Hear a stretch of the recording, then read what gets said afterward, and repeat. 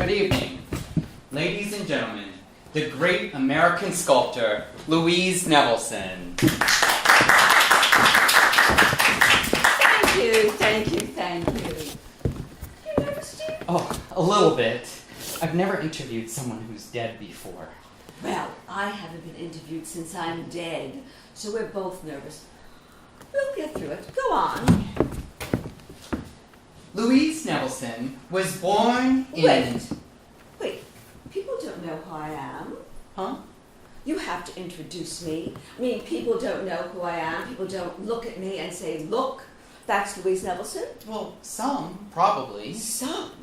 Look, dear, everybody knows who I am. Everybody. Did. Maybe. Time passes. You're not as recognizable now as you were. You're kidding. No. Time passes. You're kidding. I mean, everybody. Yeah, well, anybody who knew who you were knows who you are.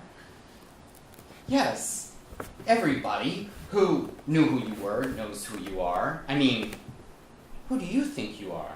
No offense. Oh, no, of course not. None taken. Is that what they say? None taken? Yes, sometimes. I mean, people go to a museum and they look at your work. Maybe. And maybe they know it's by you. But how many people go to museums? God, half the people in this country don't even know who their senators are, much less All who right, does the sculpture. fine. So nobody knows who I am. Fine. Let it alone. Everybody knows who you are, if they know anything at all, but I bet I could go outside right now and ask the next 20 people walking by, pardon me, who is Louise Nevelson? All right. And maybe one will have heard of you. And try the wheat fields of Kansas I or wherever. said all right. So anybody who knew you knows you, and they know all the others too. They know Henry Moore, and Calder, and Stella, and Bourgeois. Who? Bourgeois. Louise Bourgeois. Never heard of her. Who is she? Oh, now. So people who knew you know you, and I bet even a lot more know what you look like than what you did. I mean, they know this a lot more than they know your work. All right. So I'm invisible or I don't exist. Which do you want? I just want to tell a few things. Well, go ahead. Tell them. Thank you. You mean to tell me more people know me by my picture, more by my picture than what I do, what I did? Well, you're a very famous image, Louise. Were. Time passes, you know. Tell me, what is it now? 2016. Shit. I've been dead 28 years and nobody knows who I am. Well, that's not what I said. What I said was... I know, I heard you. Nobody knows anything about anything except for maybe one or two people. I mean, you might as well not exist. I mean, have existed. Well, sure, if fame is the only thing that matters. Oh, fuck you. Oh, now. Not fame. Recognition of what you've done. That matters. Okay. Louise Nevelson, great American sculptor. All right. Great. Well, you said it. I didn't. I mean, I know who I am. I mean, I know how good my work is, but you've never heard me call myself great. I mean, what I think and what I know and what I say about what I think and what I all right. You know, there was a long time when people said what I did was crap, I know. but I kept on doing it. And, you know, finally, some of them came around. Most of them. Maybe not the Berg boys. Ah, the Berg boys. Greenberg and Rosenberg. Clement Greenberg and Harold Rosenberg. The two most important art critics in town. Tastemakers. Dictators. Right. Not those two. But most of them came around. I mean, eventually. They came around eventually, but I never said in public that I was the great Louise Nevelson, no matter what I thought. Okay. So, any arguments? Is great okay? Nah. Okay. Well, what was the rest that you said? American sculptor, American. Sure, when I was what? 21, 22, I was Russian. You were American. You came over when you were 6, and so... 4.5. 6. Four 6 to and be a- exact. 4.5. No. You'd think I would know. Yes, one would. You were 6. Okay, so maybe I was 6. But I didn't become a citizen until Until you got married. Okay. I was born in Russia. And you came over when you were 6. You're American. I was born in Kiev. No, you weren't. No. No, Jews weren't allowed in Kiev. You were born near Kiev. So I was Russian for all the good it did. Let's drop it. Okay. Do facts mean anything to you? They can be useful, no? Okay. So, Louise Nevelson, sculptor. Great American sculptor. Is that okay? Sculptor? Of course, sculpture. What else is there? Okay. Louise Nevelson, great American sculptor. Fine. Good. Great American sculptor. You know, dear, if you're born someplace and you don't feel right there, Near Kiev, Jewish, pogroms, whatever, and you come over here, Rockland, Maine. whatever, and you don't feel right there, and you move to New York when you get married, and you don't feel right there either, about anything. I mean, what do you do? What do you do? You don't fit in. So you make everything fit to you. That's what you do. That's what you do. Yes, That's what you do. I know. Leah Berliowski, shtetl, near Kiev, 1899. Father, Isaac. Mother, Minna Zeisel Smollering. Ah, what a marvelous name. Minna Zeisel Smollering. You know, she didn't want to marry him, my mother. He scared her. He was older. She was 15. 16. Whatever makes the most sense. The best story. Ignore him. He scared her. He pursued her. She couldn't get away from him, so she married him. What a nice story. Thank you. Do you want us to believe it? Suit yourself. I bet she liked him. Good-looking guy. I bet she wanted to marry him all along. Don't be so sure. You know, we don't always do what we do because we know what we're doing. And sometimes we do know what we're doing, but we do it for different reasons. Could you possibly be talking about your own marriage? Well, if the shoe fits, wait. If the shoe fits, you know, you should probably wear a larger or a smaller size. I don't remember. Whichever. Whichever. Which is it? Smaller, larger. The saying is, if the shoe fits, wear it. What are you after? Huh? What are you doing? I don't understand. You know, you're after something. You. I'm after you. Yeah? And who's that? Who am I? You know, I'm a lot of different people, honey. And I shift all the time. You know. So that's what I do. I shift all the time. Is it a tough road? Is what a tough road? Well, Oh, yes, it is. You know, I have a question for you. yes. You know, I want to know, you know, is it a tough road to hoe, mister?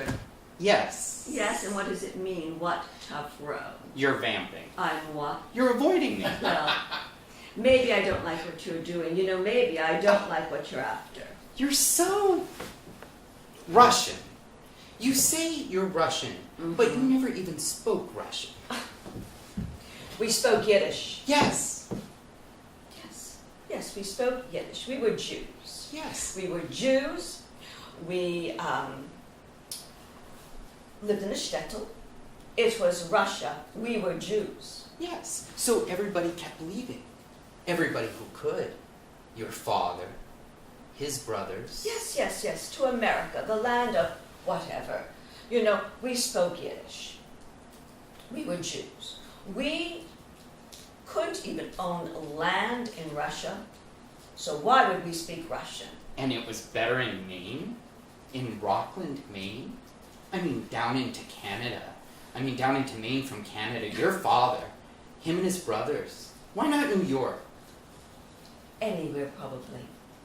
You know, anywhere we could get. My father finally sent us money.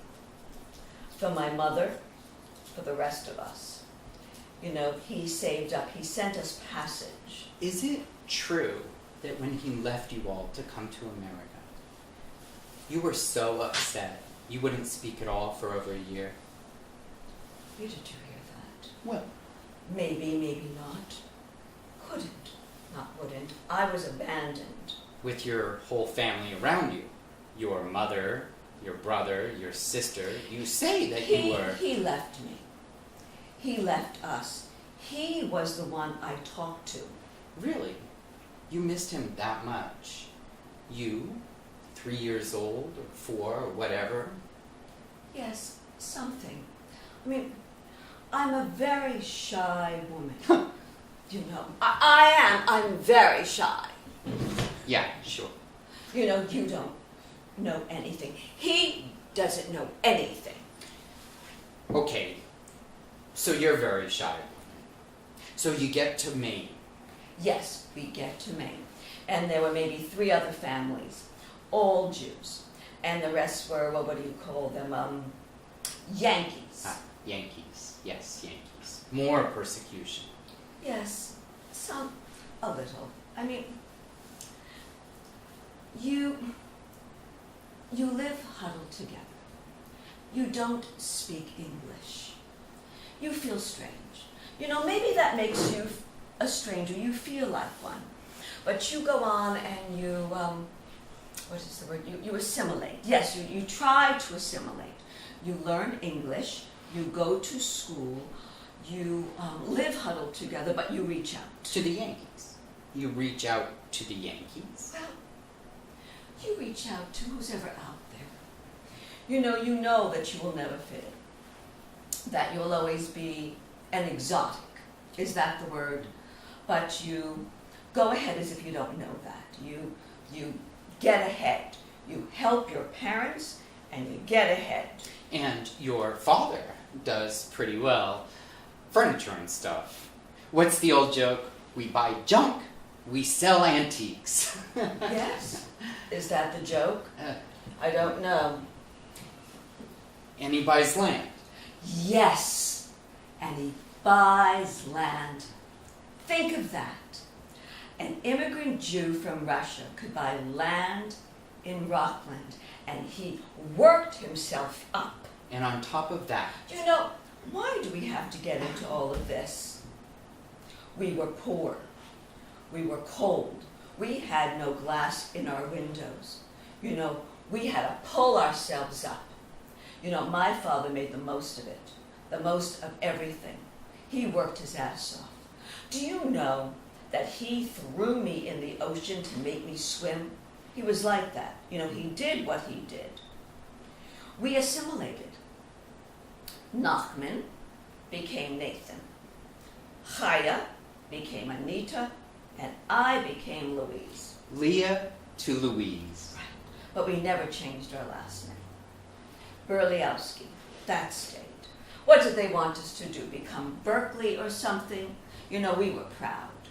My mother dressed us up whenever we went out for a walk, whenever we went to school, whenever we were out. She put me in wonderful clothes. She found them. She made them. I loved them. You know, people would stare at me when I would walk to school. Who's that princess? I was regal and I was extravagant, you know. So my mother was a little crazy the way she got us up. But by God, people knew we were there. which has something to do with the way you dress now. What? You think I dress funny? I dress like me. I always did. I always have. Oh, I know. You know, people look at us. They see what we show them. I dress like me, so that's what people see. Me. You're how you dress. I'm the total of everything I do. You dress to be noticed. No, I dress to be invisible. Of course I dress to be noticed. I expect people to look at me and what I do. They're the same thing. Who is this guy? You understand? No? They understand. I do too. I just want to make sure you do. You know, I gotta go pee. It's just that.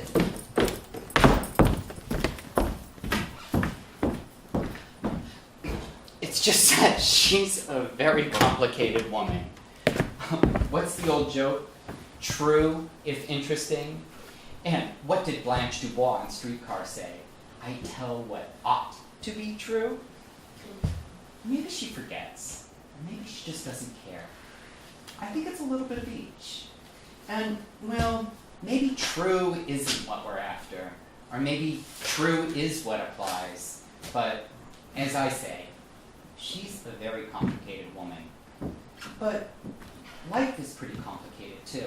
Look, there's a lot of stuff written about her. There are stories and interviews stretching over a long time. And they shifted. There were a lot of contradictions, a lot of evasions, a lot of careful misrememberings, a lot of scores being settled, and a lot of, well, outright lies. I heard that. You weren't peeing at all. No. No, you were listening. So? So, how much did you hear? Enough. Some. Sorry. A lot of outright lies? Well... Listen, dear. Tell me something. Who am I? Huh? What was my name when I was born? Leah Berliowski. And? And you became Louise Nevelson. Okay. With any luck, you turn into whoever you want to be. And with even more luck, you turn into whoever you should be. No, that's not right. You know, you've got somebody inside you from the start. And if you're lucky, you get to figure that out and you become it. You know, people who don't become are, well, look around. So don't talk to me about facts. But, yeah, but there are facts and there are... Yes, and most of them are all right. So you always knew that you were going to become Louise Nevelson? Oh, don't be stupid. I always knew that I was going to be somebody very special. No, that I was somebody very special. But you didn't know then that you were... But I didn't know what it was. What the special was. Only that it was. You know, I guess I had to grow into it. If I had known when I was a little girl that one day... But you started drawing, and you were just a little kid. All kids draw. All kids are creative naturally. I mean, even the dumb ones. But you bragged about how Bragged? you, well, mentioned, talked about it. I did, huh? Well, maybe I did. So? So what did I know? I mean, that was a long time ago. I mean, I took piano lessons, and I took singing lessons, and, you know, did I ever tell you that when I was a baby, maybe a month old, the great Shalom Aleichem, his sister lived next to my sister, came to see us. You know, do people out there know who he is, who he was? A great Yiddish writer, Russian. Yes, I think they do. Okay. Well, he came to visit us. This was in Russia. And great Shalom Aleichem held me up in his hands, and he said to my family that I was destined for greatness. A baby, a little baby. Built for greatness is how I heard it. Built. Built, destined, so So there's a difference. Maybe. In translation, maybe. The great Shalom Aleichem held me aloft, destined for greatness. Pretty impressive. You're damned right. True, if interesting. What? Nothing. So when did you decide What? that you were an artist? I don't think that way. Oh, come on. I don't. But one of your biographies says that when you were 9, Ah. you knew that you were going yes, yes, that story. Yes. That when I was 9, we kids were at the library, and the librarian or the teacher or something came up to us and asked if we knew what we wanted to be when we grew up. And I suddenly said, I wanted to be a sculptor. And it frightened me. And I started to cry, and I ran home. You mean that one? Yes, Mm. that one. I always wondered if that happened or if I dreamt it. I mean, I always knew I was different, special. But special doesn't always mean that you're happy or that you're talented. You know, special could be that you have an eye in the center of your forehead. Cyclops. What? No, special is special, and I always knew that. Destined for greatness. Yes, except with 2 eyes, 2 ears, 1 mouth, all the rest normal, except different. And believe me, I didn't have a lot of time to figure it out because we were poor and we had to raise ourselves. And your father does pretty well. Yes, my father worked his ass off and we all helped. And by the time you were 15, he owned half of Rockland. Not quite. Not quite. 51 parcels of land. 51 parcels. Isn't that something? An immigrant Jew from the Ukraine. Very impressive. Is there any truth to the story that your father, he wanted to buy a fine house for y'all to live in, and you went with him to look at it, and you were 16 maybe, and you told him that it was too fine, that it embarrassed you? Maybe, vaguely, that it was wrong for us. For me, probably.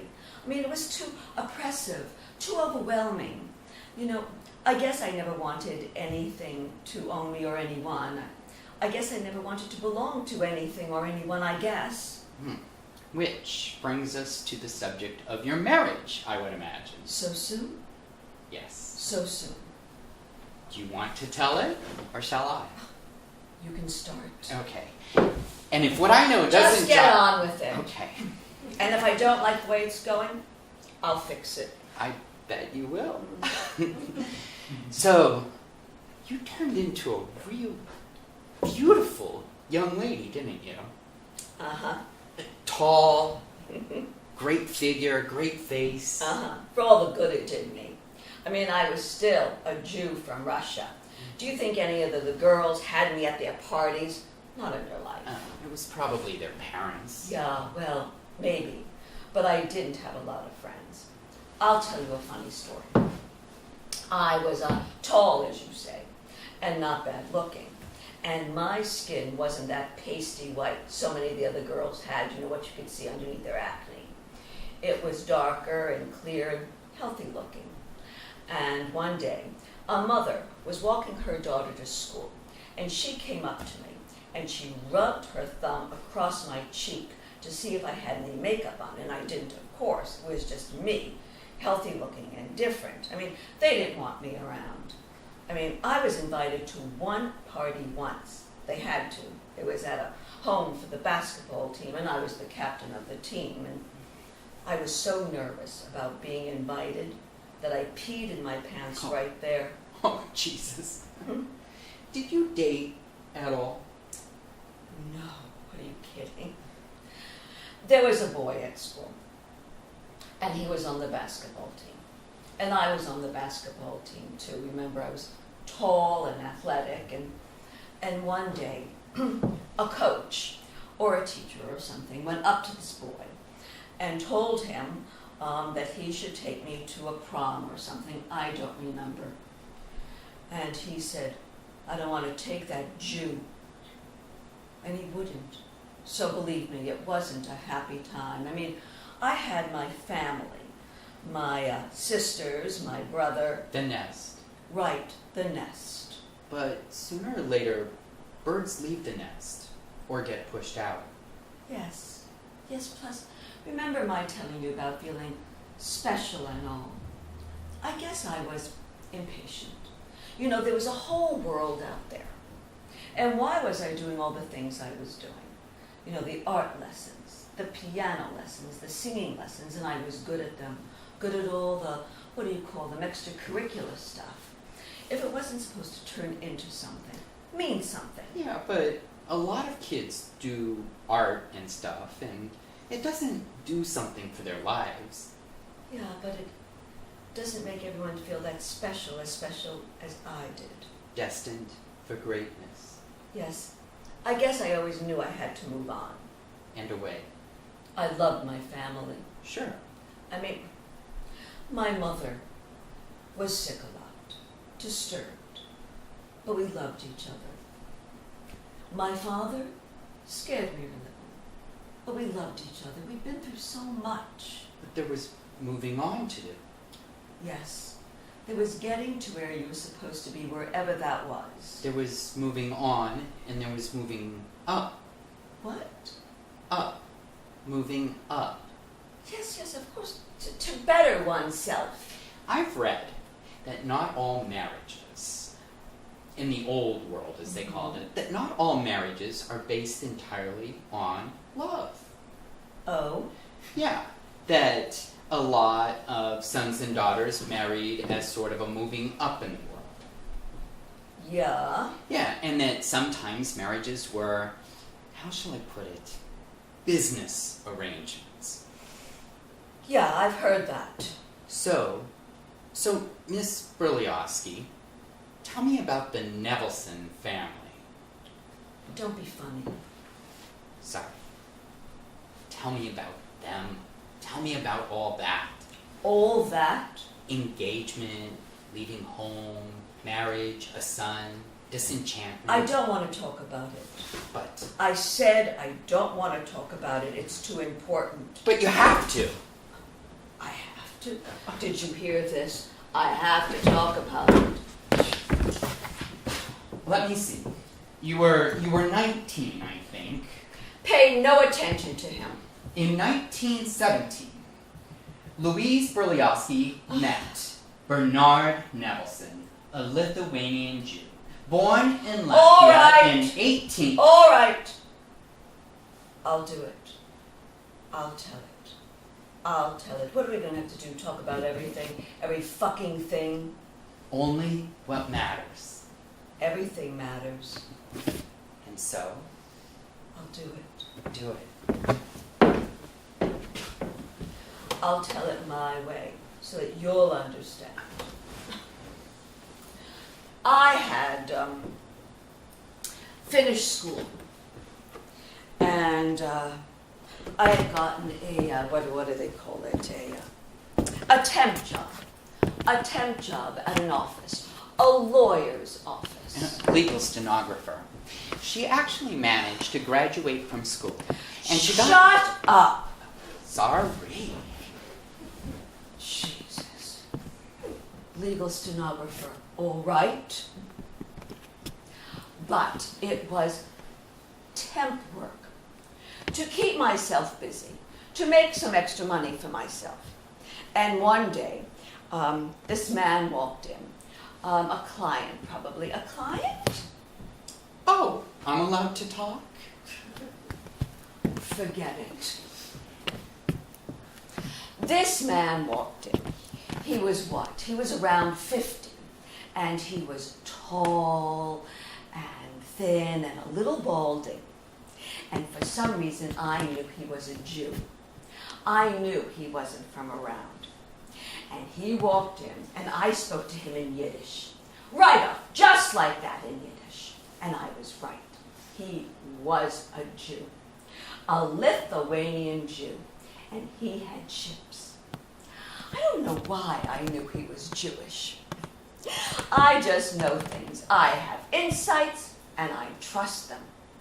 I liked this man. I was shy, but I felt okay with him.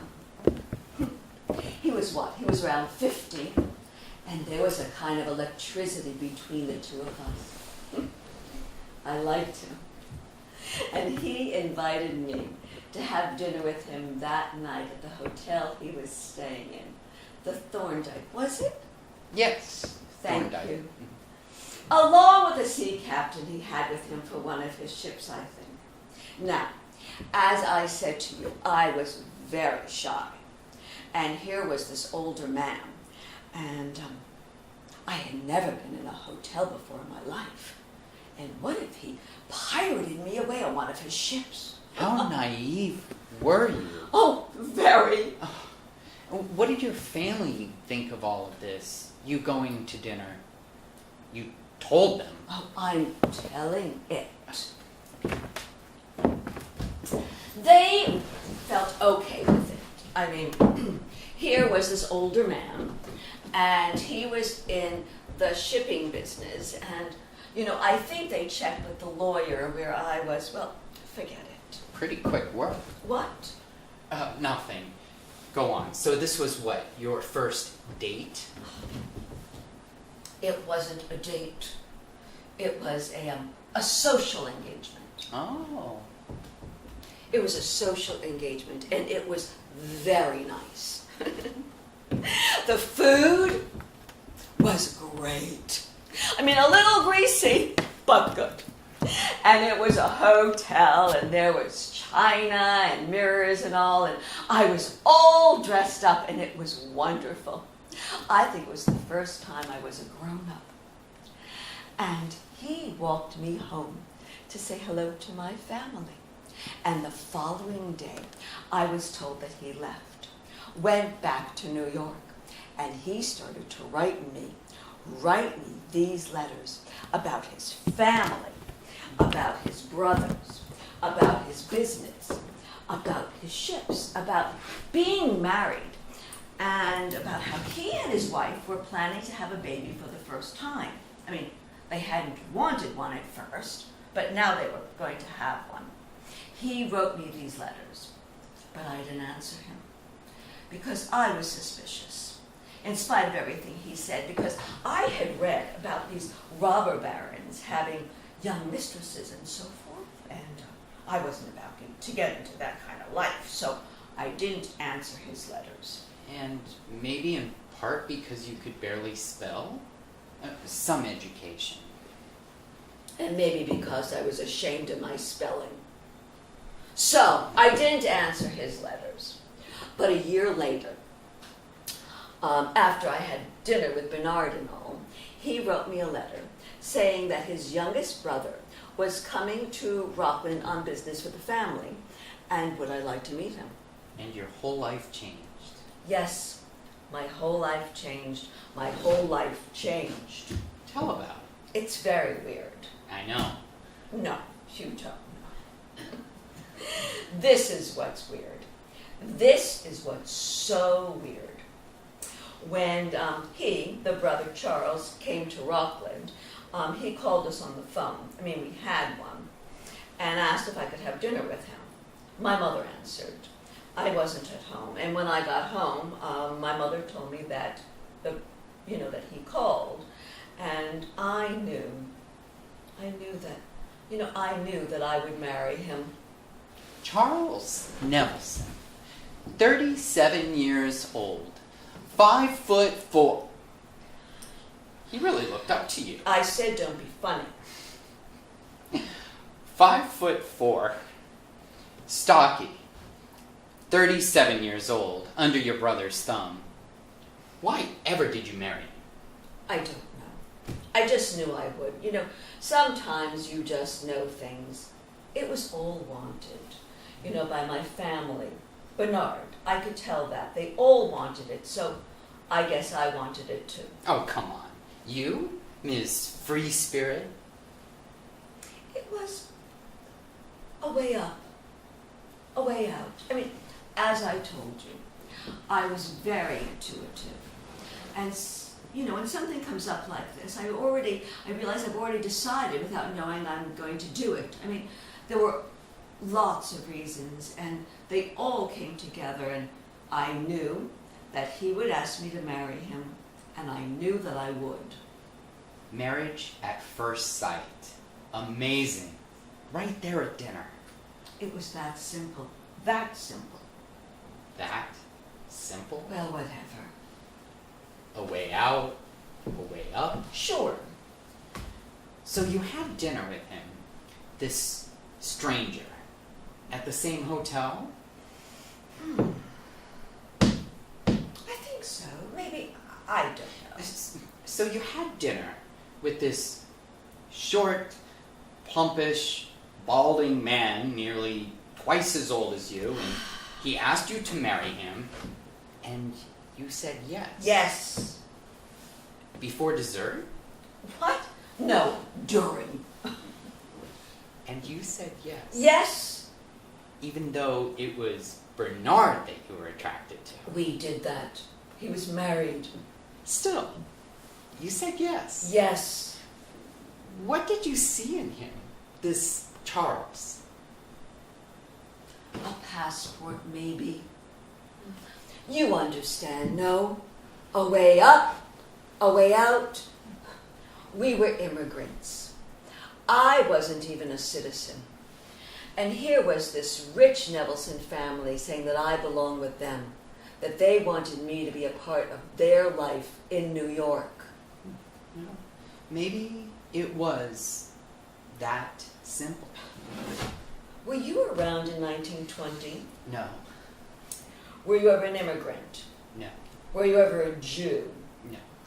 Well then, were you ever a girl? No, of course not. Okay, so don't talk to me about simple.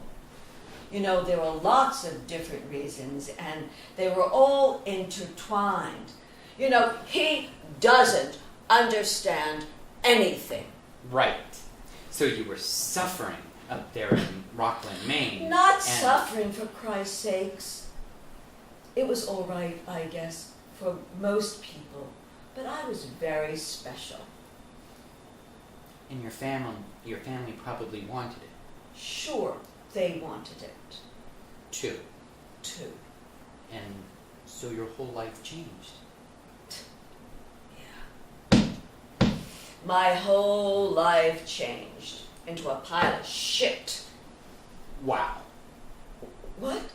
Wow. I mean, slowly, not at first. Why, do you think that's a little bit too dramatic? No, pretty good, but still, wow. Thanks. Up and out and into a pile of shit. Yeah, well, things are seldom what they seem. Yeah, and skim milk masquerades as cream. Yes, but that was later. We didn't get married right away. You know, you didn't in those days. I was engaged for over a year. Oh, I take it you two kept your distance? What does that mean? What does that mean? I'm talking about sex. Oh, well, don't. I mean, Back in those days, all girls that got married were virgins, went to the altar intact, yes. whether they but- were or were not. Oh, I see. No, you don't see. You don't. I was. It was how I was raised. It was how I was brought up. Thank you. You're welcome. It's nice to get something cleared up. Oh, come now. He brought me and my mother to New York. Charles did. And he showed us the city. He brought us there for several weeks. He showed us all around. The whole family did. As you know, we'd never been to New York, my mother or me, and it was very opening.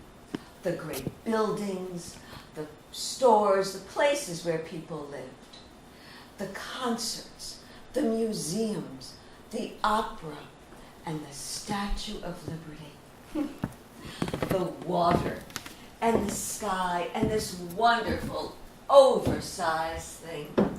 You know, it looked like she reached all the way to heaven. All the way to heaven. You liked it, huh? New York? Yeah. It was everything that I thought it would be. You know, it was where I belonged and I knew it.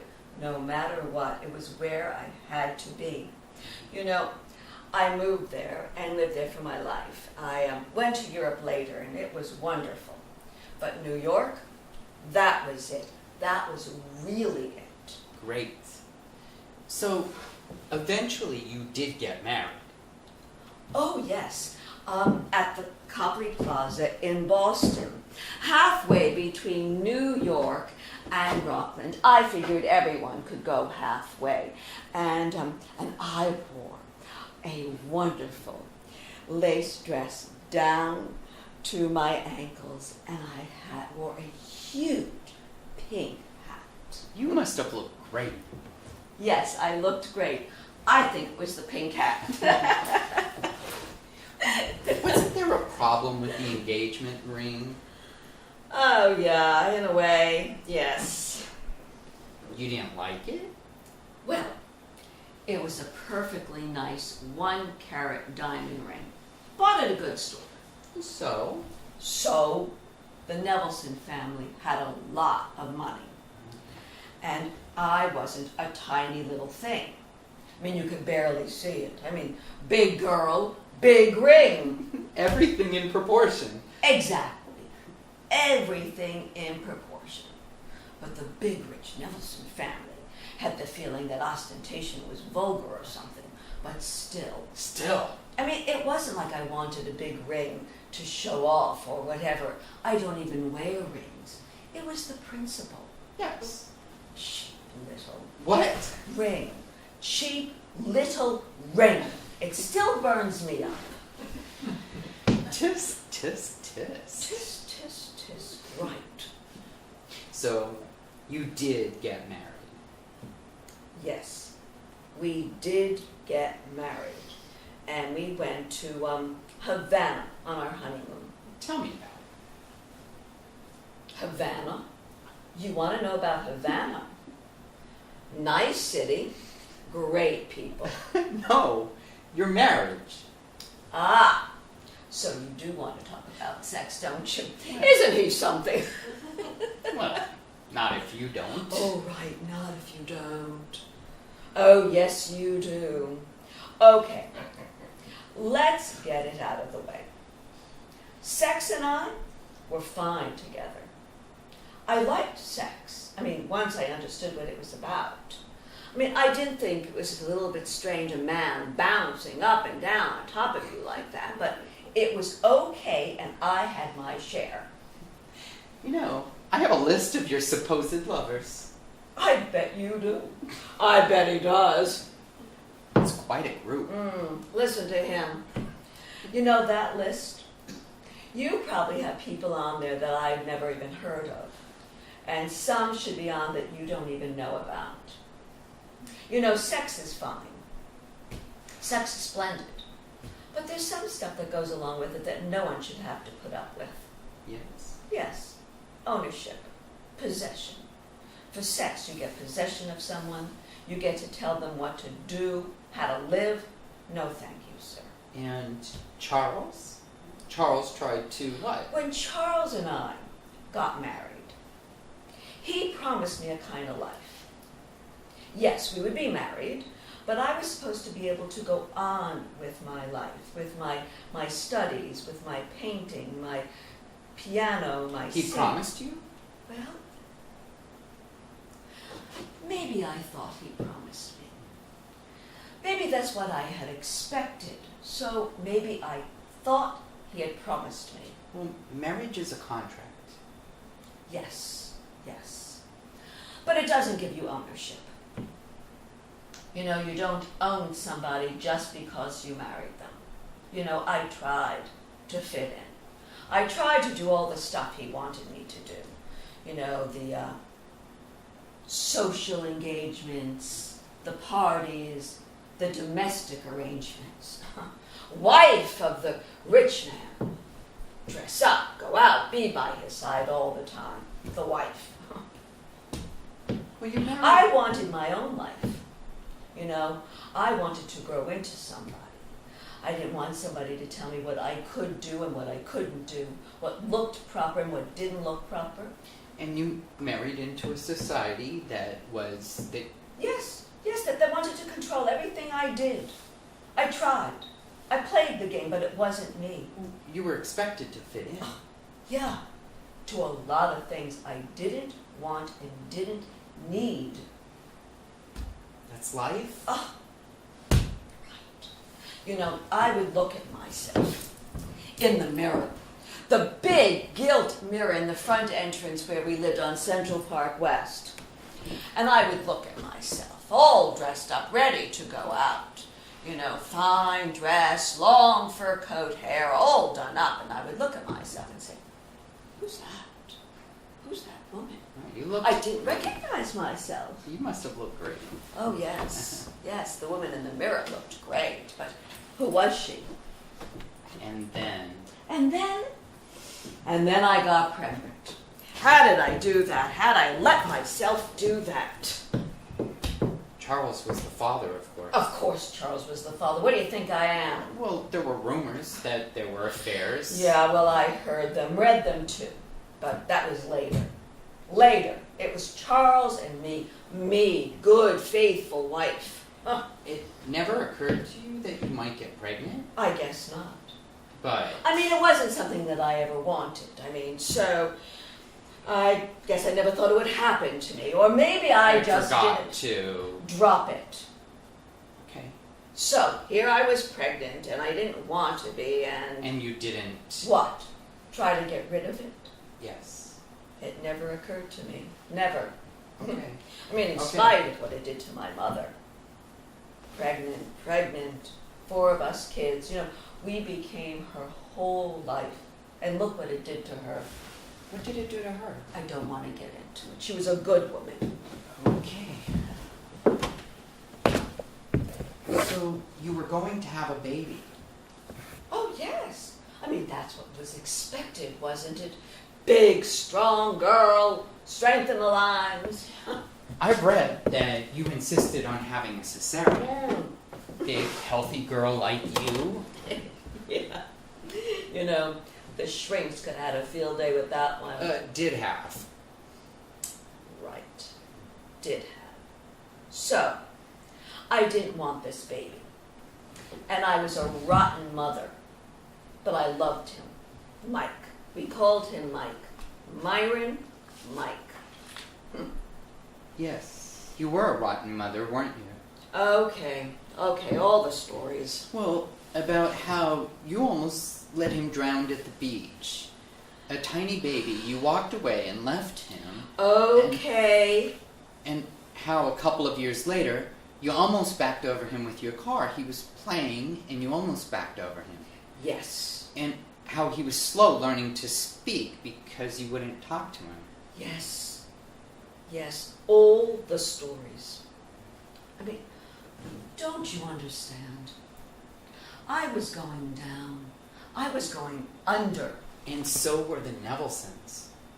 An empire collapsing. Less and less money all the time. You had to move to smaller places. Brooklyn, finally. I was going under. Right. I got sick. I had to go to bed for a year. Depression. Sciatica. Abscesses. Boils. My blood was boiling. I was going under. I mean, I tried. I tried to do the best I could for years. I was the wife. I tried. I was a wife. I was a mother and I was a wife. I tried, but it was all going down. Down. Not up. Yes. I guess I was having a breakdown, a nervous breakdown, a very, very slow nervous breakdown. You know, the walls around me, the darkness crowding in around me. Did You think of killing yourself? Yes, of course, for the first time. Oh? I mean, there were others later. What kept you from doing it? Damned if I know. You know, maybe it was the horse. The what? The horse. The big black horse. I'm sorry, I don't. The horse. I was what? I was about 11 and I was coming home from school. Rockland, Maine? Of course, Rockland. What do you think? I was what? I was about 11. And I was coming home from school. And all of a sudden, I saw this huge black horse running alone without a harness, without a carriage. I mean, it probably broke away from the stable. And there it was, huge, bigger than any horse I had ever seen. All black against the green everywhere. Everything was in foliage. Everything was in bloom. And I was running from school from school to home, and I tried to keep up with the horse, but I couldn't, of course. So I stopped and I watched for as long as I could until it vanished.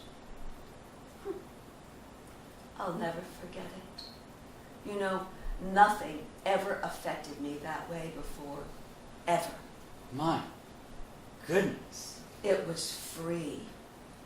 Yes. Nothing. Well.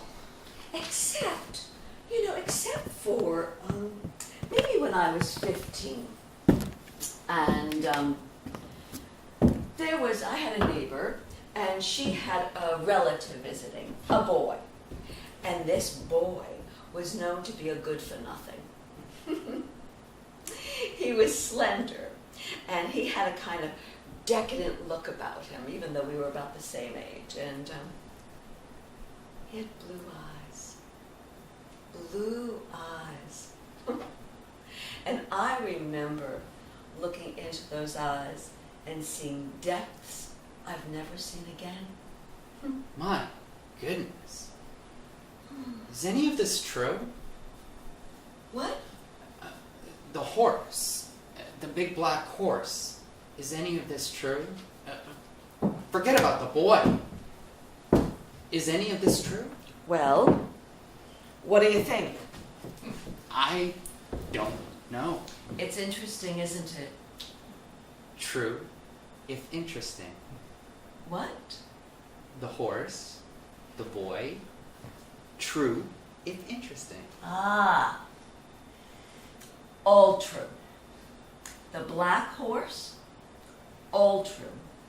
And the boy, well, I never saw him again. I think it's the only time I'd ever been in love. Oh, I think we need to take an intermission. Oh, good. We're gonna have an intermission.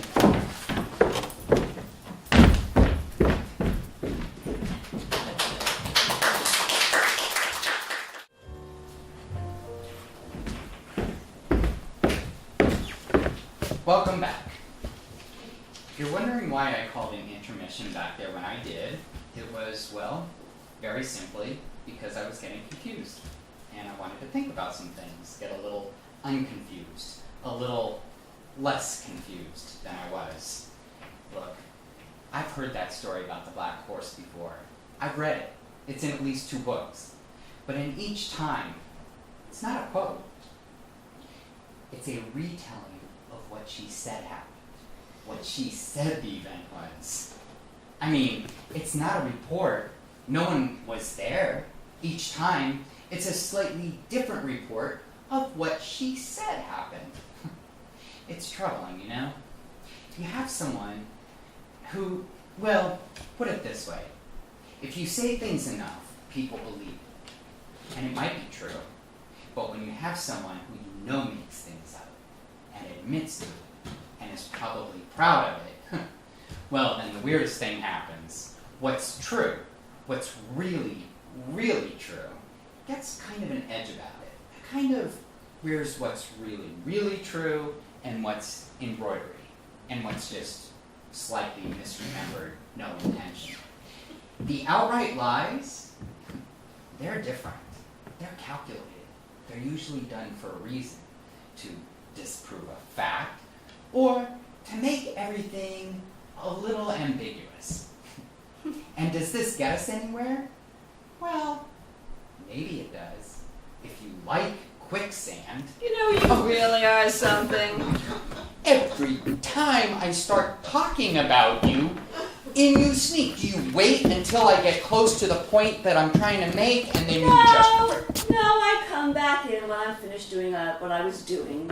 I was fixing my makeup. You don't wear makeup. My eyes, my fucking eyelashes. I wear sable eyelashes, 2 sets on each eye. No powder, no paint, no lipstick, in spite of what people say.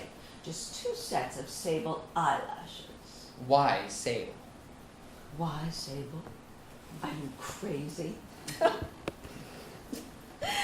I had a great sable coat. I had a big sable spread for my bed. The eyes are what? The entry into the soul? I don't know about that. But they sure do call attention to themselves. The eyes?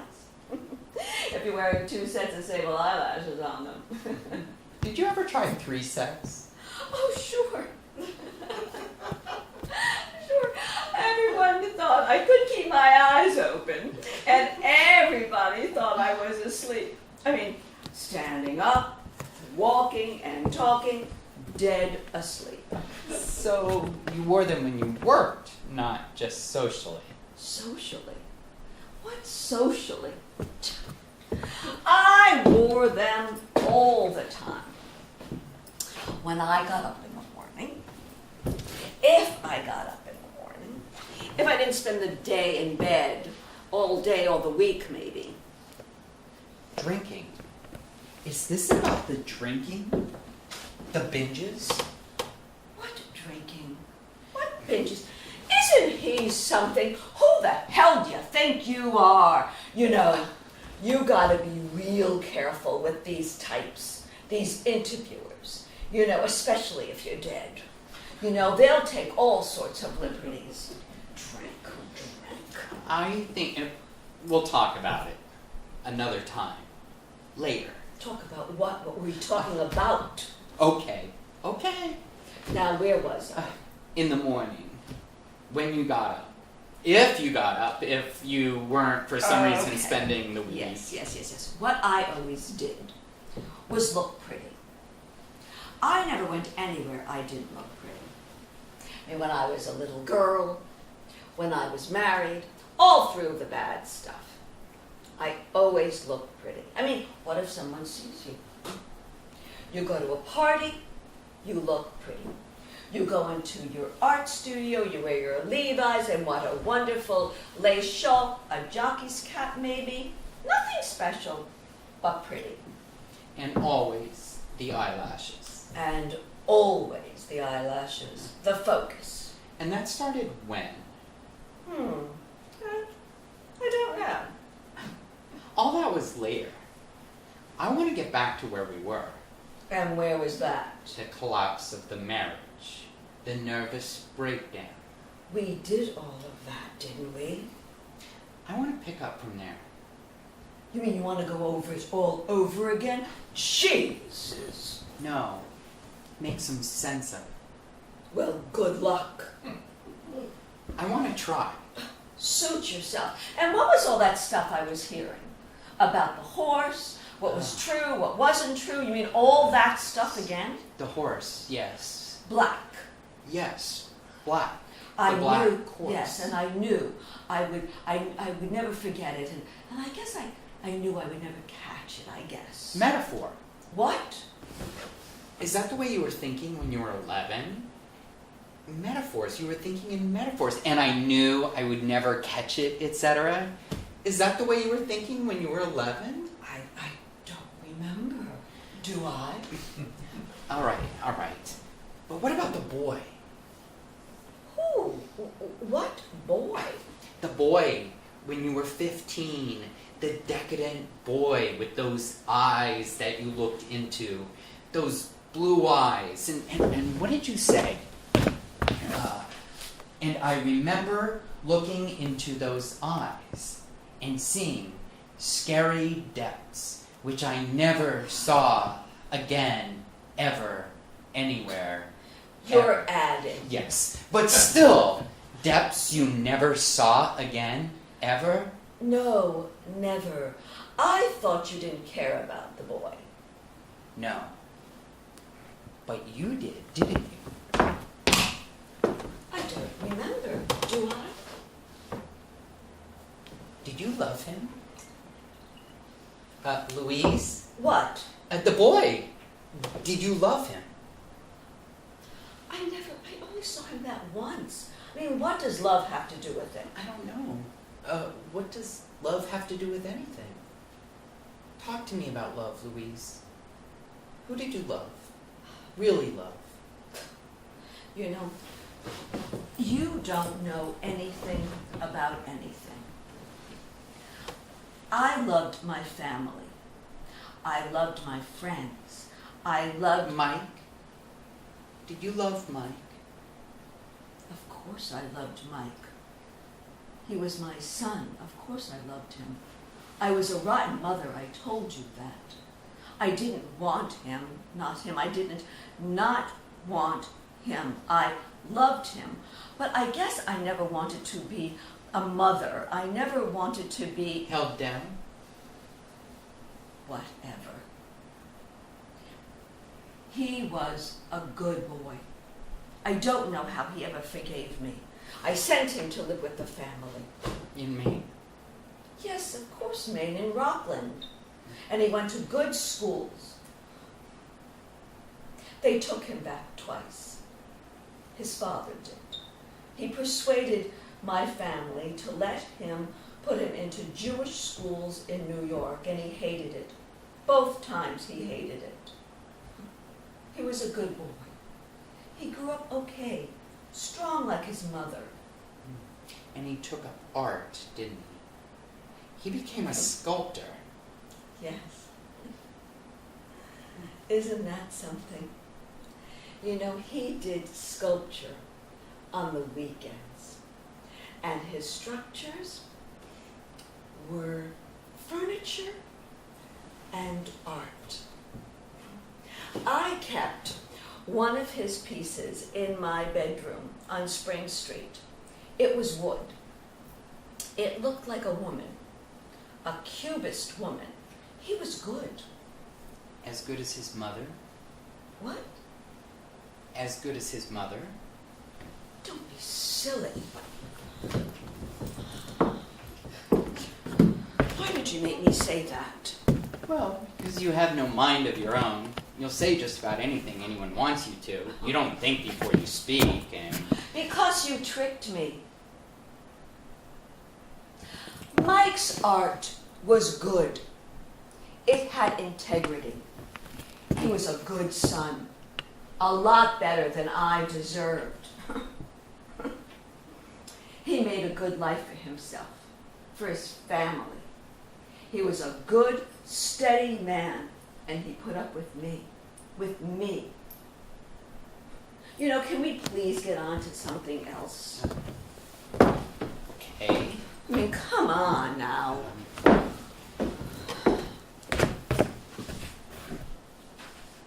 So, you had your nervous breakdown. Your long nervous breakdown. Are you mocking me? No, but still. I'm curious that you didn't make a final break with it for 10 years. And then even after that, you came back a couple of times. So, That's a really long nervous breakdown.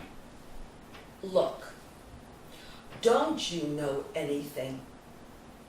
You know, you have whatever it is. I mean, call it whatever you want. There are only two ways to handle this awful knowledge that everything is fucked up. You know, you could go bonkers or you could go numb. And if you go numb, well, you can sleepwalk your way through a very long time. People know something's wrong, but they don't know what. And they don't know how awful the stuff is inside you. Inside you. You know, you can go on for a very long time and no one can hear you screaming. In, out, bad to very bad to what? Tolerable? Yeah, tolerable. You know, psychiatry was coming in, and a friend of mine, a good friend of mine, told me that I should do it. And I said, no, that's for weak people.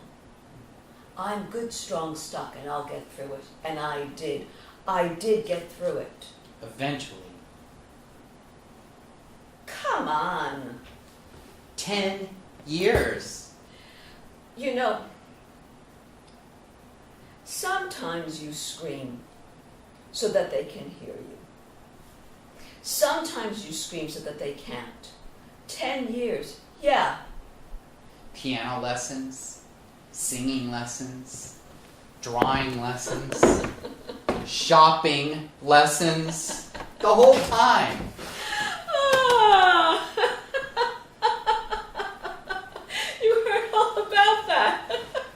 Well, the worse the Nevelson's business troubles got, the more stuff you bought. Yeah. Crystal, silverware, rugs, antiques. Yeah, and I was good at it. I had a good eye. I only got the really good stuff. And when things got really hairy, and you were down to only a couple of rooms in Brooklyn, you still went to all the fancy markets in Manhattan and had all the food delivered. Well, they promised me a rose garden.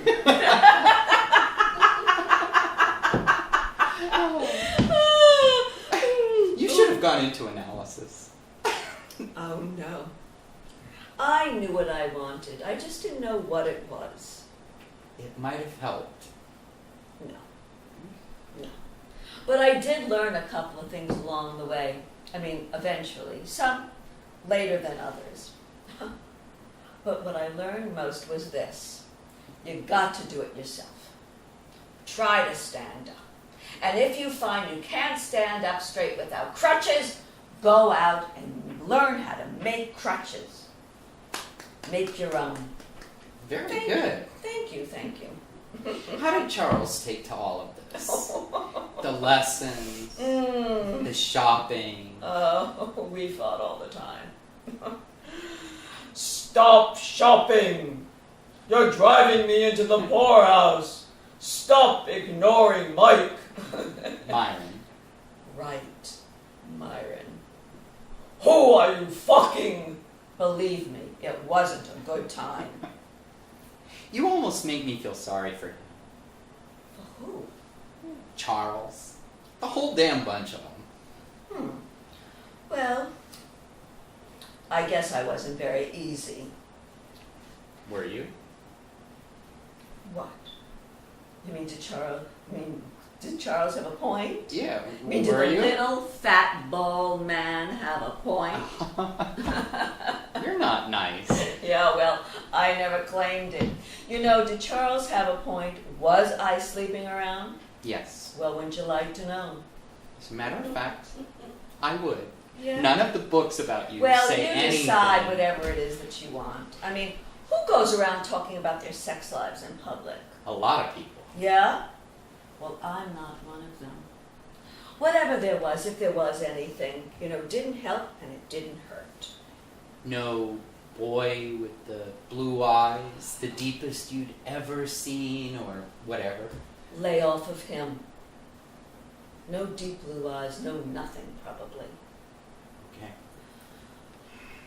So, after 10 years, you finally broke off and went to Europe. Yes. But before that, I met somebody. the Princess Marina Machiavelli. She was Italian, and she was an actress. And she was married to this Russian noble that got thrown out with the revolution. And they were stuck in New York. And they were broke. And she started teaching, and I took lessons. Was she any good? Well, if you wanted to act in Russian. But she did do something. She taught me about the Eastern stuff, about the philosophers, the mystics. Oh, no. Krishnamurti. And don't make fun. What they said to me was this: live for yourself. Live fully. Be yourself. You know, the transcendental end didn't mean much to me, but be yourself. Be only yourself. You know, the princess introduced me to a lot of people. Frederick Kiesler was one. What a mind he had. Frederick Kiesler. Friedrich, actually, Austrian. Architect, artist, visionary. You know, he showed me around. He showed me around, and he showed me art I had never even heard of, never even imagined. Picasso, Klee. His widow said you two maybe had an affair. He was tiny. I mean, he didn't even come up to my waist. So? Forget it. Right, man. I liked him. I mean, he knew what was going on. God knows I didn't. And so you went to Europe. Yes. To study with Hans Hofmann. He was the big man around them. Everybody said that he was the best art teacher around, and he was a pretty good artist himself. I know. You've heard of his work. You've seen his work. You know, he went out of fashion after a while. I know. But I know. Well, I was at the Art Students League in New York. I mean, they let me in. I was good. I mean, for what was good that anyone knew back then. I mean, nobody had heard about Europe, about Picasso. But I had heard about Hans Hofmann. And he was teaching in Berlin, Germany. And I decided that I had to go to him. In Berlin? Yes. I'm sure Charles liked that. He said, "No, you're a wife, you're a mother, you stay where you belong." In spite of everything. In spite of everything. I went to my family, they were doing all right. I mean, there was some money. I mean, not a lot, but there was some money. And they paid for your trip to Europe? Yes, they knew that everything was going wrong. My mother mostly, she understood. Right, sure. I mean, she never had the freedom to do what she wanted. I mean, not that she ever knew what it was that she wanted. So they paid for it, the trip. So you up and left. You know, what do I have to do to get this guy to understand anything? I parked Mike in Maine. And I told Charles I was leaving whether he liked it or not. And I went. And did he threaten to, what, divorce you? You didn't divorce. Respectable, upper middle class New York Jews? Don't be dumb. You did get a divorce, though. Eventually. A lot later. He found a woman he wanted to marry. A nice woman, probably. I never met her. They say you did. Well, then maybe I did. And so you went to Berlin. And so I went to Berlin. And how was Hoffman? He was a shit. The Nazis were coming in. And all he wanted to do was to get out of Germany. He was a Jew. So the only students he paid any attention to were those he felt could help him. The rest of us, he just ignored. He also told you that you were no good. and that you would never make it as an artist. I told you, he was a shit. So, I left his class, and I discovered Europe. The cities, the people, the museums. Ah, you were happy. No, I wasn't happy. I was alone. I didn't know anybody. I mean, Hans Hofmann had thrown me out of his class. Mike was writing me letters. Mommy, I miss you. Please come home. My money was running out. I wasn't happy. Happy? Is he crazy? But every once in a while, something would happen that would take me out of myself, that would take me beyond myself. Like the time I was in New York, and I went to a show of costumes at the Metropolitan Museum of Art. Did I say that? Ah, At the Metropolitan Museum, and I went to this show of costumes of the Japanese No Theater. ah, the famous Japanese robe story. Oh, be quiet. Sorry. Now, there are things in us that we find parallel outside of us. And it was that way with these robes. Each robe was a universe. And I could tell you exactly where they were.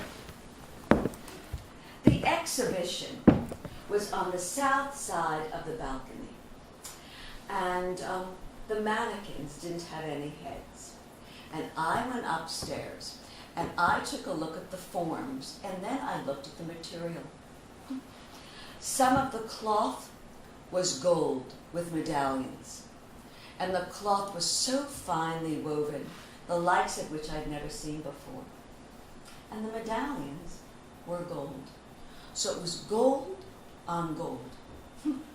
And so I looked at it all, and I sat down, and without thinking, I had a barrel of tears in my left eye, and a barrel of tears in my right eye.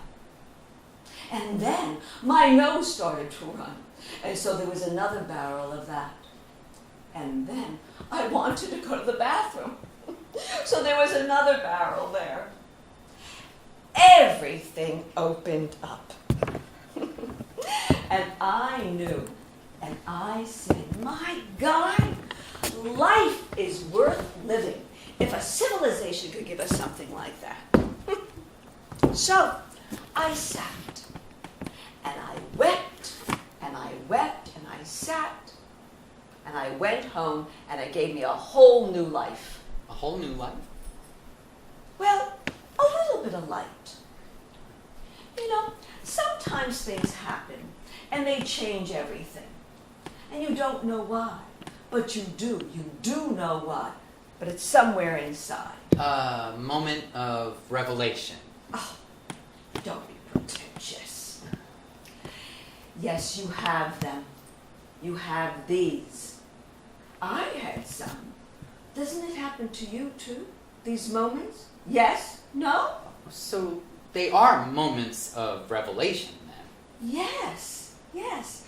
The mystics, Picasso, the Japanese robes. There are things. Things. People. Yes, I knew a lot of people. Later on, I knew some famous people, great people. You know, I had a chance to meet Picasso, but I couldn't do it. No? No. He was too great. He meant too much to me. You know, there are some people that are like that. Were there others? Maybe. I don't know, but not like that. Well, from what they tell me, maybe you wouldn't have liked him. Well, it's not the people. It's what they do. I knew Celine, did you know that?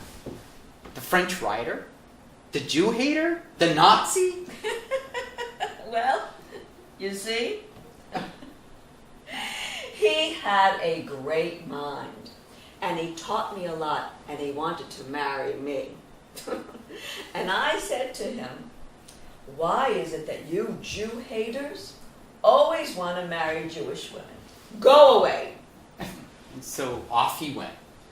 Yes, I told him, I think I'd admire you better dead than alive. Okay. So, you came back to America after Hoffman threw you out. Yes, yes I did. For a while, to see Mike in Rockland to make sure he was doing okay. Right. But before that, I had another, what do you call it? Oh, revelation. One on top of the other. Yes, well, I jump around. Before I came back, I was in Paris. And I saw this thing called the Musée de l'Homme, this museum of primitive art. You know, it changed my life as much as Picasso did. And it changed his life, too. It was a museum of African sculpture. Picasso and Braque saw it when it opened in 1909. Right, way back. Think of it, the meeting. Picasso's Cubism and the so-called primitive. You know, it knocked Picasso out. And it knocked me out, too. You know, it was before I went to Mexico. Way before I ever saw the Aztec or the Mayan temples. Primitive. You know, this museum had some of the most sophisticated and powerful art I'd ever seen. Picasso's Cubism and the so-called primitive art, these two things, they changed me too. It's interesting how none of the African works were made as art. Yes. That it was all utilitarian. Yes, tell them what that means. Is it useful? Do you need it? Was it made to be used? The masks were made to be worn at dance ceremonies. Right. Not just stuck on a wall to be looked at. Right. I mean, it's not like they said, hey, we're making art. Everything was made to be used as part of everyday life. Right. You know, it knocked me out. You know, some things just knock you right out. You know, nobody in Africa had ever studied with Hans Hofmann. Nobody had ever been into a museum. Nobody had heard of the word art. But yet, there it was. Pure art. Pure power. I tell you. What did it do to you? To your stuff? Not much. I mean, not for a while. Not for a long time. You know, I'm slow. Things get in there and they have to work their way back up. You know, do you know how long it took me from the first time I came back from Europe to the time I ever felt what? Fulfilled? No. To the time I said, you've done it. You've done it. You've become Louise Nevelson. How long? 27 years. That's a long time in the wilderness. Yeah. Yeah. A long time in the wilderness, you know. It really was. You know, sometimes we're bad, sometimes we're okay, but 27 years till I knew I'd done it. 27 years. Well, then that's a lot of self-confidence. Self-confidence? 4 years I tried to kill myself. Thought about it, wished I could. You know, I was living off of my family. Mike was sending me money. Self-confidence. How do you keep going? I didn't know any better. No, that's not right. This is what I know. You're an immigrant Jew. You're raised in a family that scrapes its way up from poverty to respectability to eventually, some affluence. You're raised with these values. you marry up. You marry into a wealthy Jewish world. Forget it collapses when the market goes bust. Forget that you marry into a world and that's one more thing that you take on that falls apart. You know, your whole world. The whole thing that you what? Agreed to be a part of, and it's all about that damn specialness you felt ever since you were a little girl. You're special. You're talented. You're gonna be somebody. Be somebody? Be yourself. Be your own special self. Okay. You know, you've known this from the beginning. You're special. You're gonna be somebody. No, you're gonna be yourself. And you're gonna find out who that you is, what that you is, and you're gonna occupy that space, whether it kills you or not. And it almost does. Yeah. Damn close.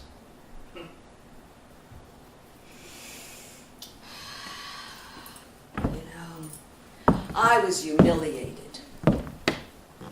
You know, they raised me to be self-reliant.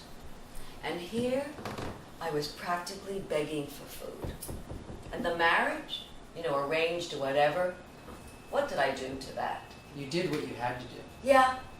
What turned out I had to do. I mean, not that I knew it at the time. I mean, it was all just thrashing about, you know. So, here I was, Special Louise, not so special Leah, really screwed up, ruined her marriage, living in New York, living hand to mouth, pretending to be an artist. Weren't you working? I mean, making stuff? Yeah. And I even had stuff in shows every now and again. You know, small drawings, pottery, small sculptural pieces in places that people never went to or heard of and nothing ever sold. And when I had a show somebody came to, well, you know what the critics said. Yes. Yeah? Well, tell them. I quote, "We learned that the artist was a woman in time to check our enthusiasm. Son of a bitch. Had it been otherwise, we may have held these sculptural expressions as by surely a great figure among moderns." Can you imagine? You know, I only signed my last name Nevelson, and he found out. Well, there are a couple of good reviews. I mean, a couple of not bad ones. Yeah. But it's only the rotten ones that stick with you. Oh, how true. You know, this show was at the Nierendorf, a good gallery, and he took a chance on me. I walked into the gallery one day, cold, and I said, "Mr. Nierendorf, I would like an exhibition in your gallery."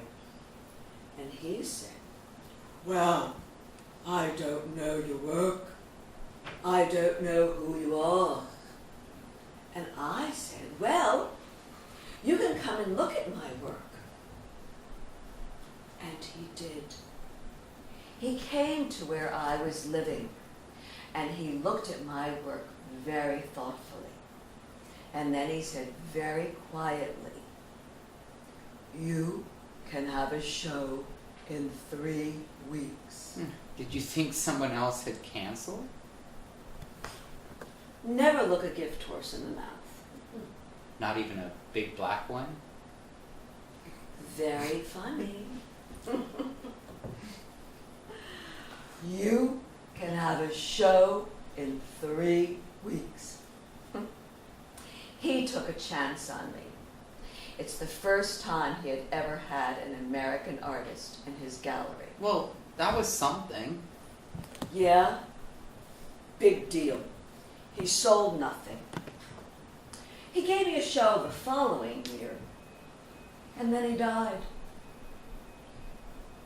Nobody bought a thing. But your family knew that you were having shows. Oh, yeah. Do you know what someone from the Nevelson family said? No. They said, "Oh, you know, she probably pays for her shows. How was I supposed to do that? I mean, I barely had enough money for food, or, oh, you know, she gives, what do they call them? Special favors. Oh, that's not nice. Oh, tell me. You did have it rough. I was a woman.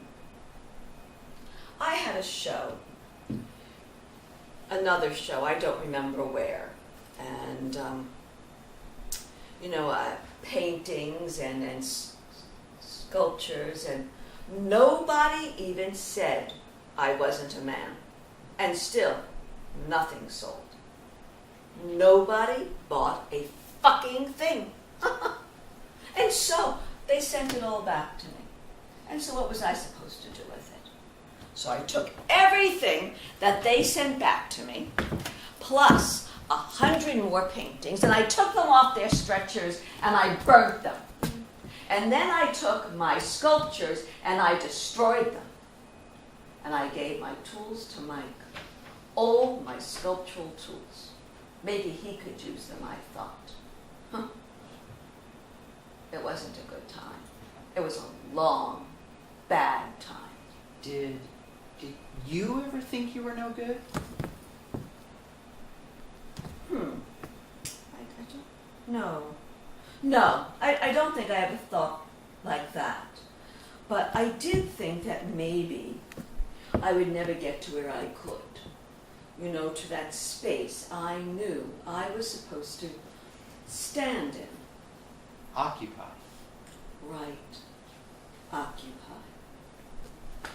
But, you know, I met a nice guy, though, during that show. Yeah? A really nice guy. Yeah, was it love? Well, it was a love affair. It went on a while. Yeah, but was it love? I mean, they tell me that you frightened a lot of men.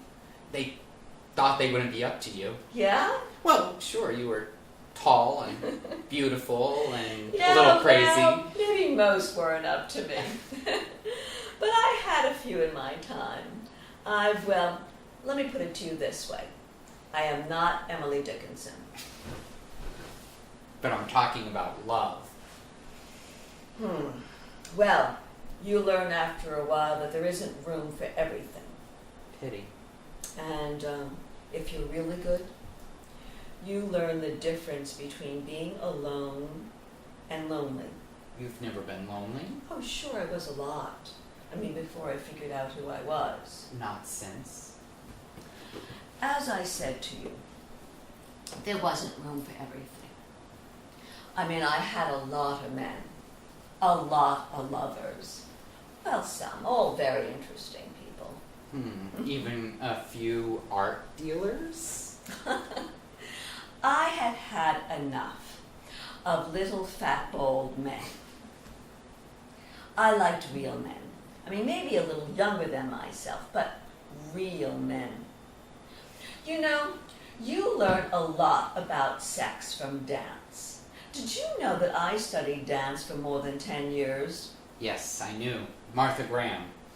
I knew her. I watched her. I didn't study there. But you knew all about that, didn't you? You know a lot about me. Yeah. And some of it's even true.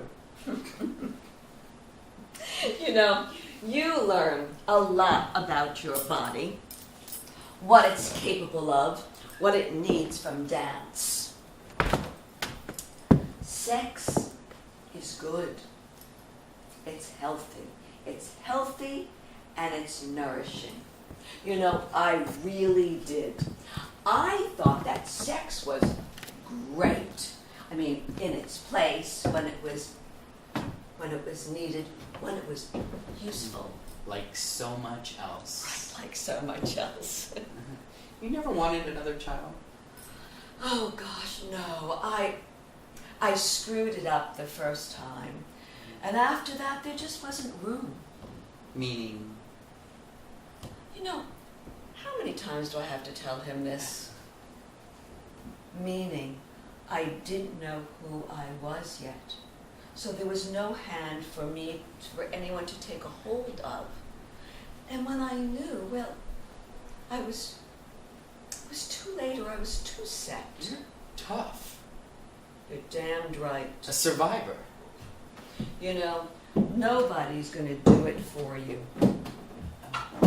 You know, there was a lot of bad times. I mean, aside from the work and things that hurt, there was broke, which you know about, and humiliation. And, you know, do you know how hard it was to be an artist and a woman? You've told me. I know I've told you. Well, even today. I mean, even today, women have it much harder than men. Sales prices are half of what men get, nowhere near as many museum shows, grudging acceptance. Right. The weaker sex. Bullshit. You're not weak if you could put up with all of that. But it was tough. You know, we formed a group of women artists and we showed together, and it just made it all the worse. Solidarity. Ah! Yes. I mean, no. I mean... Make up your mind. And then my mother died. Yes. I almost didn't make it through that one. I went to bed for 6 months. Poor woman. It's nice that she was able to leave you some money. Yeah. Yes, it was. Enough to buy a small place of my own. So I didn't have to live in those holes anymore. You know, she knew. She understood. And I rented To half. Peggy Guggenheim. Right. And I saved the rest of it for a place for a studio and for a place to Mike to come if he wanted to. Did he? Much? Some, not much. I mean, as I said, that was a long time ago. 27 years? Yeah, till the real breakthrough. I mean, there was some progress through all the bad times, but the first 20 years were really tough. 20 years, according to all the reports of drinking, sleeping around, lying, conniving. And drawing and making stuff and keeping my eyes open, especially the ones in the back of my head. And meeting all the wonderful people, all the ones who were doing the same things you were. Yes, and some of them came through, some of them got through, and some of them even made it. It was tough for most of you. Yeah. Yep. More for some. Now, about the drinking. Drinking? What drinking? Cut it out. We Jews don't drink like other people. You know that. But I am not like other people, other Jews, other anybodies. You know, I used to sit with the Alkies sometimes, and I would watch and listen. And they had a kind of camaraderie. They had a whole world that made sense to them, and they didn't seem lonely. And I was so lonely sometimes I would make friends with a rat. But I wasn't a drunk. I want you to understand that. But sometimes, if you're pushing yourself so hard, if your mind is spinning, you just gotta lie down for a little while. You just gotta rest. For a week, maybe? Yeah, for a week maybe. And then you're rested, and then you can go on. Yeah, makes sense. Yes? For you, sure. And then I got sick. Oh? I had to have an operation down there. The cervix. Yeah, it was a tumor. Women get it. It was fine. Hysterectomy? Yeah. Funny word for it. I wasn't hysterical. I mean, I was concerned. You know, they cut it all out. They cut my whole past out. Gee. Yeah, well, I guess it gave me time to concentrate on what was really important. The breakthrough. Get to the breakthrough. Okay, I mean, this is a lecture. Do you want to? No. I want to hear everything. Especially this. Okay, I mean, are you sure? Yes. Okay. I want to talk to you about wood. I was wandering one day, and I came across some wood lying in the street, discarded stuff. And I said, "Ooh, that looks nice." And so I carted it home and I brought it to my studio. I did the same thing the following day. "Ooh, that looks nice." And I took it home. I had people help me. We'd go out for a walk and we'd look for wood, broken chairs, banisters, flat pieces, anything, and I collected it. I mean, I had worked with wood before. I had made sculptures out of wood and ceramic and all, but this was something else. I filled my house with it. My art studio, my living area, Mike's room, the kitchen, the hallway. Finally, it was floor to ceiling, piled up everywhere. I moved the furniture out so I could have the wood. I knew I would do something with it, but I didn't know what. And then I did. What was all this good wood doing lying around my house in piles? Why were there piles? And then I knew, why don't I stand it up, make it all vertical? And then it began to happen. Small at first, then bigger and bigger. And then I got the idea of stacking wooden boxes and putting wood inside of it. And there it was. There it all was. There was a whole world, and it was wonderful. And I looked at it, and I started to dance and dance and dance. There it was, my world. And I went on. Black, black. Then I did white. Then I did gold. And there it was. There it all was. And all of a sudden, I had become me. And I was that. End of lecture. Wow, just like that. No, not just like that. I mean, it took a few years, but it got better and better, and people looked. And I had a show after show, and everything sold. And museums gave me rooms to fill. And I became very famous and stayed that way. Look at this. Look at this world. Isn't it something? Thank you. And all the bad years were over, and all the stuff that you went through was never forgotten. You never forget that. And a lot, you never forgive.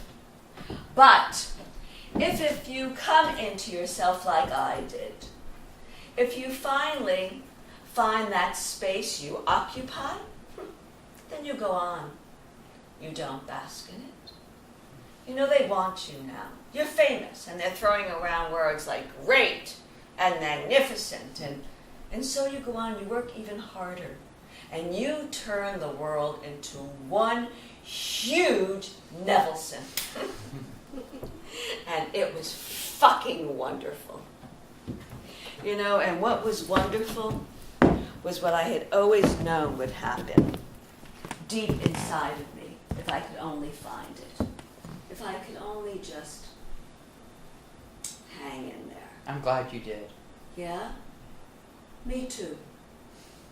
And I outlived just about everybody, except for Mike. Yeah, and how did he feel about it? I don't want to get into it.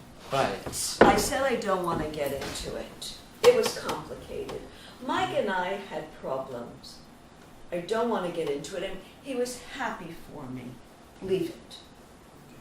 well, he must have been happy that you left him your entire estate. Well, it probably made up for a lot. You know, you do what you can. You know, can we please get on to something else? Please. Okay, so And so, I became a celebrity on top of it all. that surprised you? What?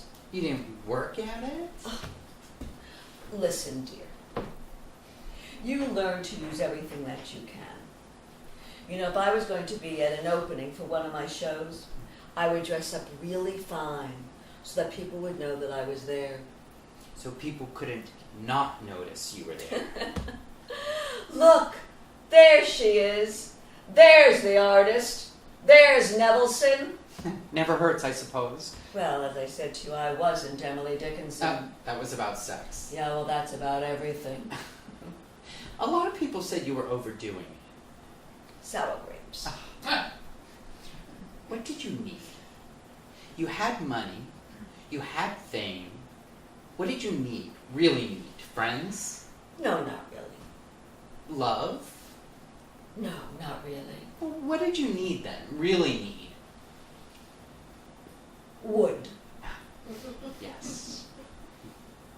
You were famous for a long time. Yes. And it was a great ride? A lot of it. Not all. You know, once you become known, the vipers come out from under the rocks. I mean, if that's where vipers come out from under. I don't know. Probably. Sounds good. No matter. Okay. Dealers who you've had shows with deep in the past claim contracts you've never had. And then they hold on to work once you leave, and then the lawsuit starts, the claims. And then the envy starts. Oh, her assistants do all the work. She can't do it herself. A woman and drunk all the time. Or, oh, you know, she never pays for all of her fancy clothes. You know, she forgets. Shit like that. And no matter what goes on, there's always a few knocks, you know. The Met leaves you out of an important U.S. artist show, and a couple of powerful critics don't let you in the club, and no matter what you do, you know, especially if you're trying something new, the carping starts, the shit. You made a lot of enemies along the way. Yeah? Yeah, I did. And I made a lot of new ones, too. But I finally got a good dealer. A young man starting out. He was tough, right, shrewd and honest. And we made a good deal. You know, he always paid me what he owed me. And then he gave me advances when I needed it. And then I didn't need them anymore, the advances. He made you rich. No. I made me rich. Touche. So, what else? You tell me what else.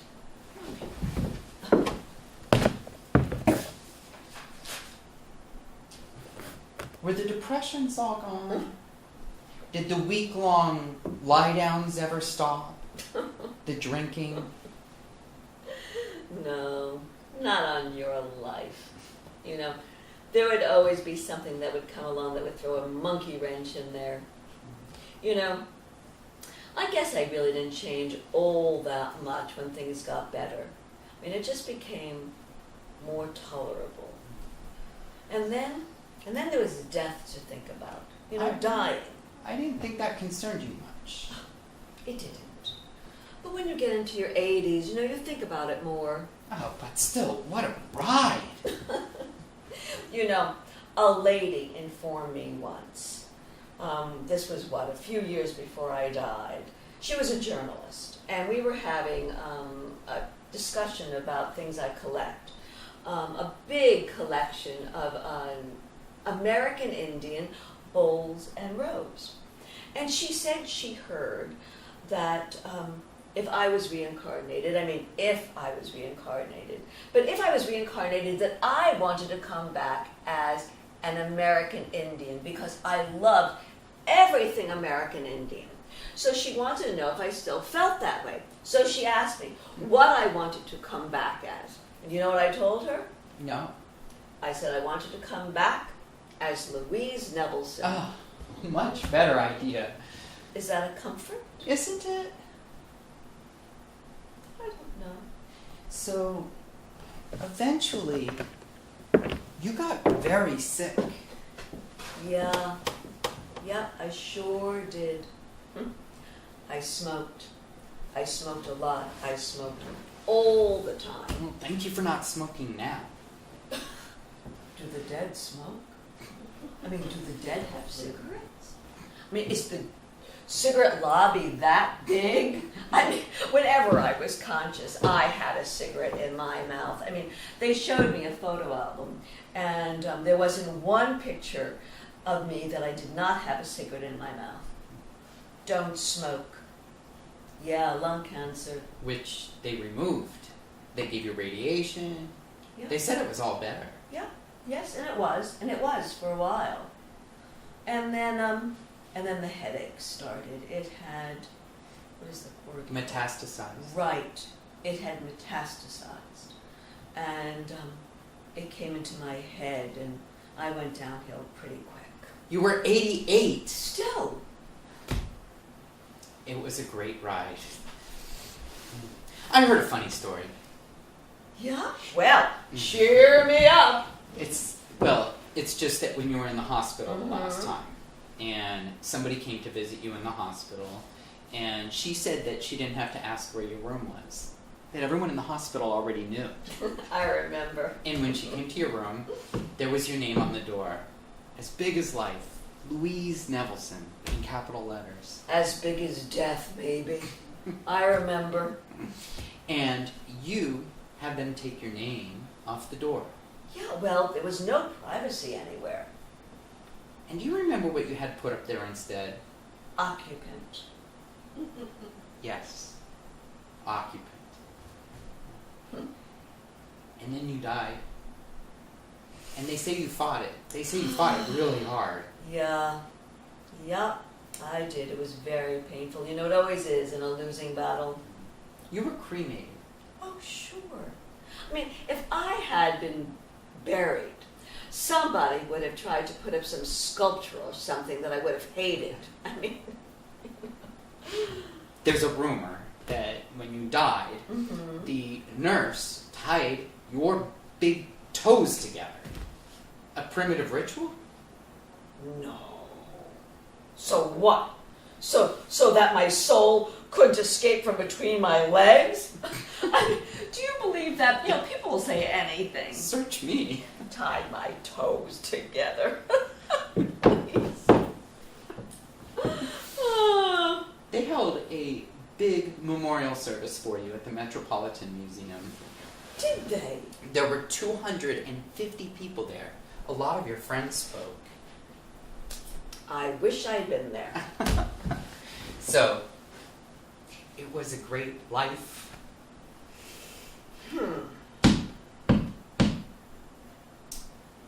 Some parts. Enough. Yes. Enough. Well, you better go up there and occupy your space. What are we finished? Just about.